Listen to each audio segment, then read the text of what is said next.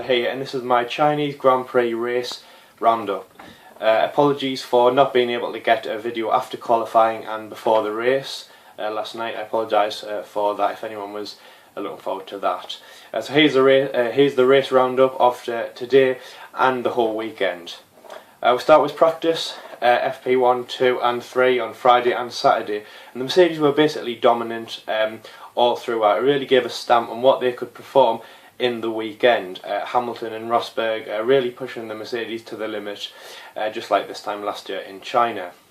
During practice there was a streaker who ran across the track from the home straight grandstand into the paddock.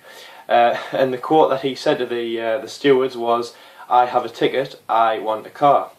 Now I've seen that in football, people running across the track, but never in Formula 1. Obviously it was a very dangerous thing to do. The stewards are definitely going to step up their game in terms of who let on the track, but they never thought that would happen. I think it was a car of Romain Grosjean who was actually approaching him, just coming around the final corner onto the home straight, and I was thinking, well, is there going to be an incident here? Obviously, hopefully not, but we've got to watch out for that. One of the biggest news is that after the season last year, Russia are back in Formula 1. They came into the race this year. This race is their first race this year under the name Russia.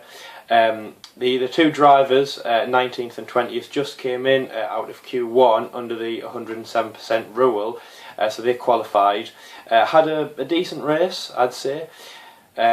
Speaking of the race, Fernando Alonso and Jenson Button, 12th and 14th for the two McLaren Hondas. It's really not good. It's a bit of a step up from the last two races in Australia and Malaysia, but hoping to improve.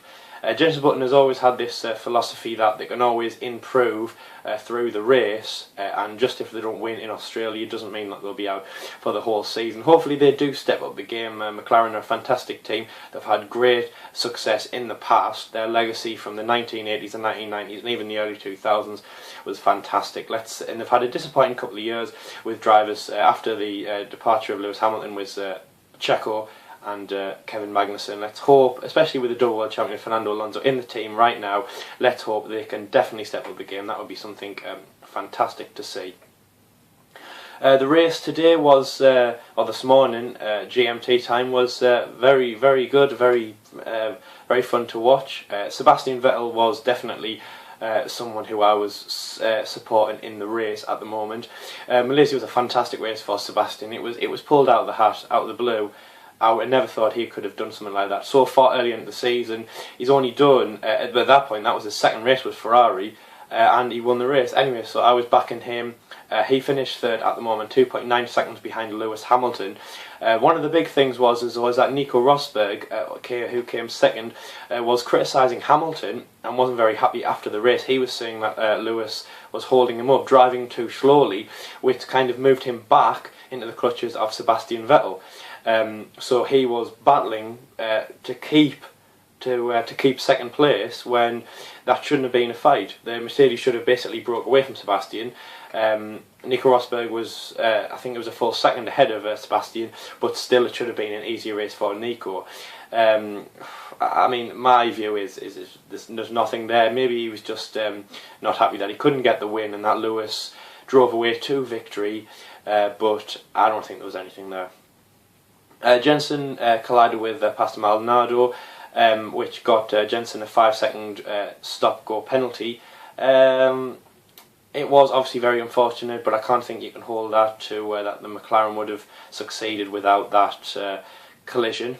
But that was one of those things, and overall the race was kind of interesting. Unfortunately, the Mercedes, not unfortunately for all you Mercedes fans, but win for them is getting a bit repetitive. As I said, it's a bit like 2011, 2013 with Sebastian Vettel in the Red Bull dominating all these races, and it was getting a bit repetitive. And it was fantastic when we saw a winner out of the blue come in and take the victory. Absolutely fantastic. But yeah, you can never get away from the speed of the Mercedes.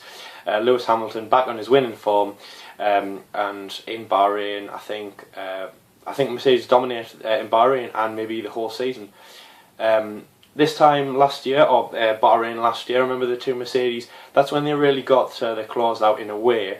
Obviously Hamilton and Rosberg battling all the way, lap after lap. They were, you know, going around corners, leaving each other small gaps, and it was that really when the Mercedes definitely showed their hatred for each other on the track, and that they wanted to win. Key moments, obviously, I'd say, were Bahrain, Monaco, and definitely Spa, for when the Mercedes were battling each other, wanting the win. But anyway, the 1-2 for Mercedes, absolutely fantastic race for today. A 3-4 and a podium for Ferrari, definitely a massive improvement from last year, hands down.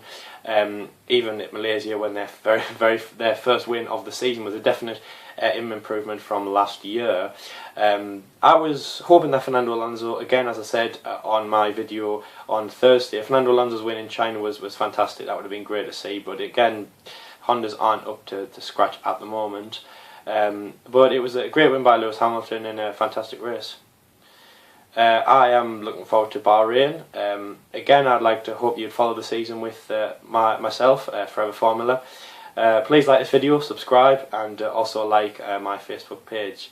Thank you very much for watching, and I will see you for my weekly roundup at the end of this week. Thank you very much.